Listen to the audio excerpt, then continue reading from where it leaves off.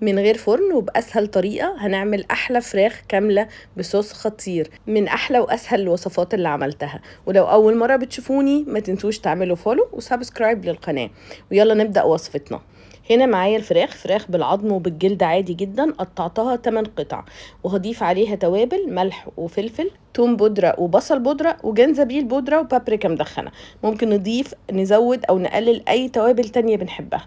هنبدأ نقلب التوابل مع الفراخ بالشكل اللي انتوا انا زي ما قلت لكم مقطعه الفرخة 8 قطع مش 4. هنبدأ نقلب التوابل مع الفراخ بالشكل ده، وبعد كده هنيجي على النار، هنسخن الحلة او الطاسة كويس جدا. هضيف عليها معلقتين من الزيت، وكمان بحب اضيف زبدة او سمنة.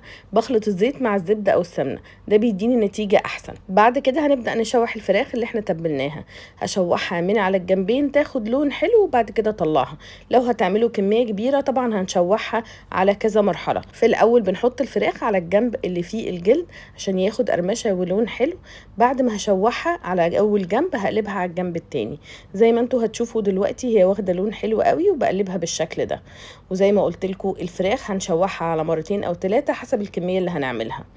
بعد كده بعد ما تاخد اللون اللي انا عايزاه هبدأ اطلعها. هشوحها كلها واطلعها، وبعد كده بكمل باقي الوصفة بتاعتنا. كده خلاص هي خدت اللون اللي انا عايزاه، واخده لون وقرمشة خطيرة. هطلعها كلها في الطبق ونبدأ نضيف باقي الاضافات. النهاردة هستخدم اضافات سهلة جدا وموجودة ومتوفرة في كل بيت، وكل المقادير بالظبط هكتبها لكم تحت الفيديو.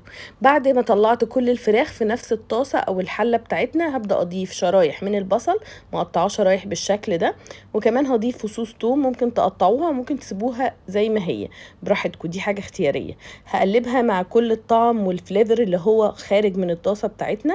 وبعد ما تاخد لون هضيف عليها فلفل الوان، فلفل احمر واصفر وممكن اخضر، ملح وفلفل وبابريكا مدخنة. وهنبدأ نقلب كل ده مع بعض كويس قوي. عايزه اقول لكم الريحه والالوان بتطلع خطيره، ريحه التوابل مع الخضار طالعه خطيره جدا. بعد كده هضيف ميه سخنه او مرقه المتوفر برضو عندنا. هضيف من 2 ل3 حسب الكميه اللي هنستخدمها. ممكن ننكه بقى بروزماري او زعتر، برضو اي حاجه متوفره في البيت. هنبدا نرجع الفراخ عشان تكمل سوا في الصوص الخطير ده. هرجعها كلها، وبعد كده هغطي عليها واسيبها تستوي. الفراخ بقى حسب ما هتستوي هتاخد نص ساعه، ساعه الا ربع، حسب طبعا حجم الفراخ بتاعنا. وكل شويه هفتح عليها، ولو حسيت ان هي محتاجه ميه هزودها. وبعد ما تبقى 3/4 سوا هضيف عليها من نص كوبايه لكوبايه من كريمه الطبخ. وخلاص اغطي عليها واسيبها 10 دقايق كمان ونقدمها. وصفه سهله جدا ما خدتش وقت، وبنكهات جديده وصوص خطير. نقدمها مع رز ابيض. جربوها ومتاكده هتحبوها.